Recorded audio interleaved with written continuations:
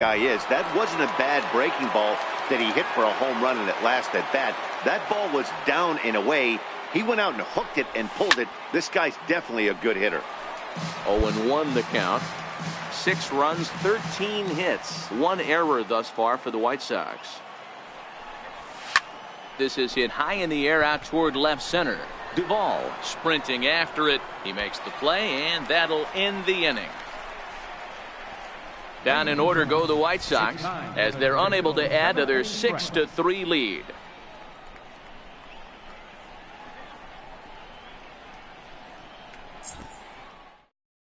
Now we're going to have a conference at the home plate area, so it would appear that we'll see a double switch here. Blake Trinan will come on now, and he'll slide. Well, maybe a little bit of a problem is that they had to wind up going to that bullpen quite a bit. 5 pitchers are going to combine to finish this one to get the win. And tonight's comes to an end, 6-3 the final. The White Sox led this game from the 3rd inning on.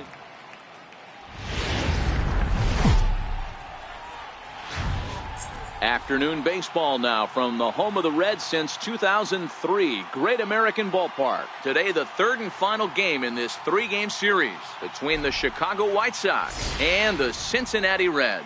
These two should provide some big-time fireworks. First pitch is coming up. Austin Bryce will be the one towing the rubber for the Reds. What do we need to know here, Danny? Hey, Matty V, a little bit of a mixed bag with this guy. An ERA of over 4 in his last 3 starts. He's either been really good or really bad, and recently he's been more bad than good. It'll be interesting to see if he can turn it around and pitch better in this one here today. Hamilton will range to his left. And here's Jose Peraza. Second baseman, Jose Peraza.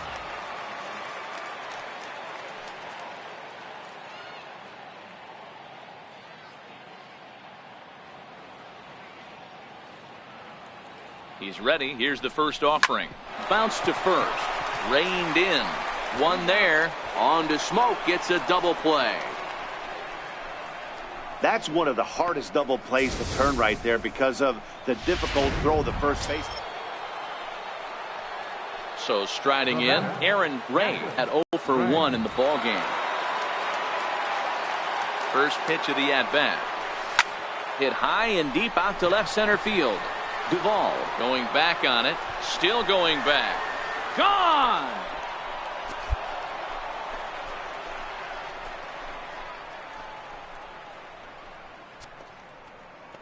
So a solo shot here to left center field. Home run number 16 for him on the year. As the White Sox are on the board first, it's 1-0.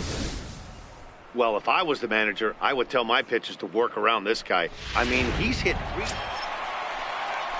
In now is Anthony Rendon. The third baseman, number 6, Anthony. The 0-1 pitch. And now the runner's trying for third. In there, now the throw. He's in there easily as the throw bounces on the way down. That's not easy to do. To steal third off a catcher that has an elite arm like this, great base running there. Stepping in, Aaron Gray comes in 1 for 2 with that home run he hit earlier. Even though we're moving into the back end of this game, they're only down by a couple of runs. You know that old slogan, a bloop and a blast. They could certainly use that right now. But this will be speared at third, and that was self-defense all the way.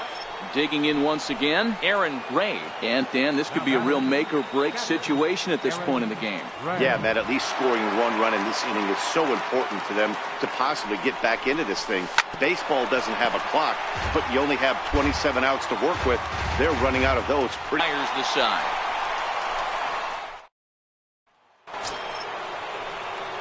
Now at the plate, Aaron Gray. He flew out in his last at-bat. First pitch of the at-bat. Left side. Scooped up on the backhand. And they won't have a play as he reaches at first. Let's see how this is scored. I know he didn't smoke that one from the offensive. Now batting, center fielder, Dion Watson.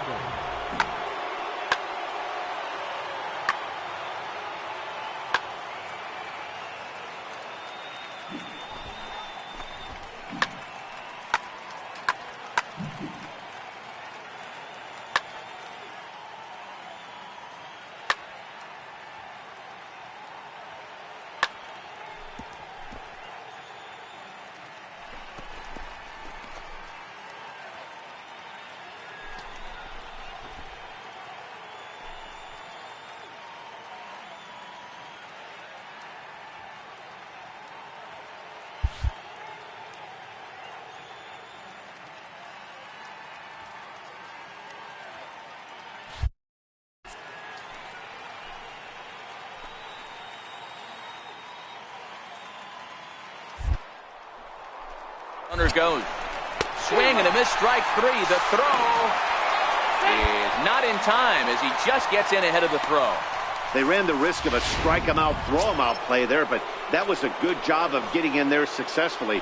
On 3-2, there's a decent chance the hitter puts the ball in place, so it can be a good time to be aggressive just like that. Oh, and he serves this one out into right field. That one's going to fall in, a base hit.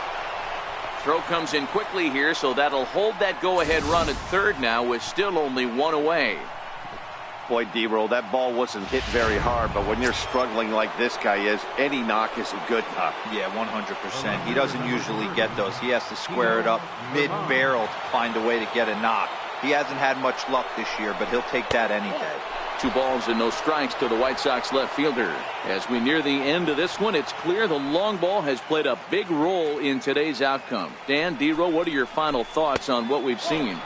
Yeah, just non-competitive pitches in some big situations, Dan, and the offense took full advantage. Yeah, you know, D-Roll, one of the things about pitching is you want to have location, and it was obvious in this one today that the pitchers weren't on point, and what happens when that happens? Hitters make you pay, and the long ball was a big part of this one here.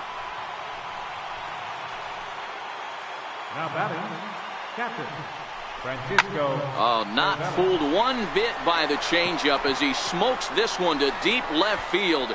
That one will not be coming back. A home run. We're watching an impressive power display today. With that one, these two teams have now hit a combined 5 homers in this game. Matty V, this is turning it. Hey, it took them an extra frame to do it, but hey, they're not going to complain as they lock up a nice road victory here in 10 innings. 10-6, the final score in this game. The Chicago White Sox put up 4 runs in the 9th inning to carry them to the victory. Nate Jones claims the win out of the pen, his first. So that'll just about do it for us this afternoon. Thanks to Mark DeRosa and Dan Plesac and the rest of our crew. I'm Matt Vasgersian. This has been a presentation of MLB The Show. To find out more, head over to theshownation.com. Postgame Metro bus service is available to Anderson Township, Cobblewood Plaza, Kenwood, and Western Hills Plaza.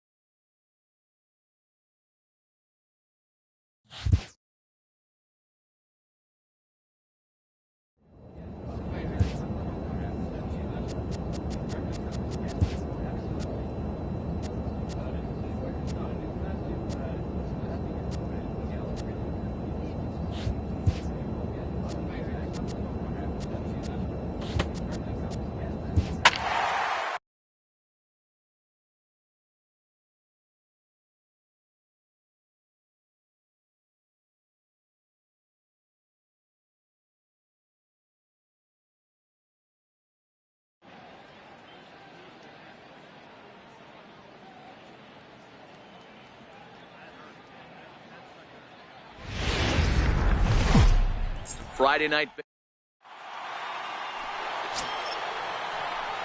Now at the plate, Aaron Gray. He'll get to take his first cuts here. First pitch of the at-bat on its way. Hit in the air to shallow center. Meyer coming on.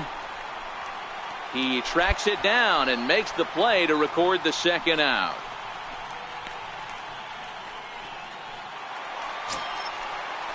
Ready for another chance? Guillermo Vasquez. He'll look to bounce back after striking out his last time up.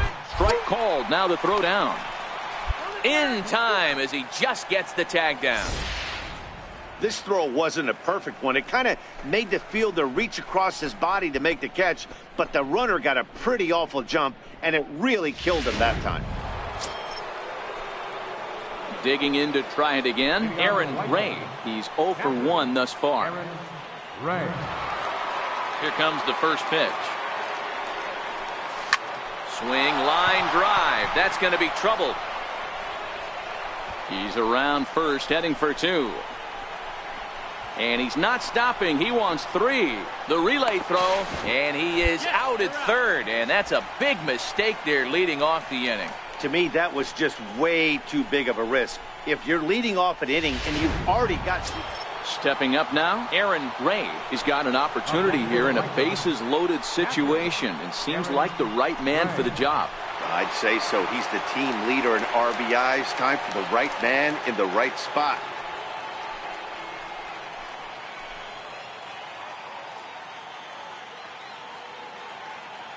Ready to deliver. Here's the first pitch. Fly ball out toward left center field. He leaps, but he can't get it. It's down for extra bases. 2 runs have scored. The relay.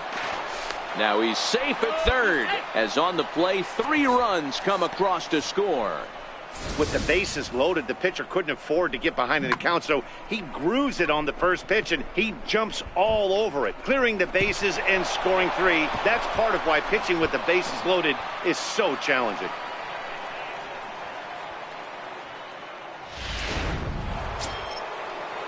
And that'll bring up the shortstop, Tim Anderson.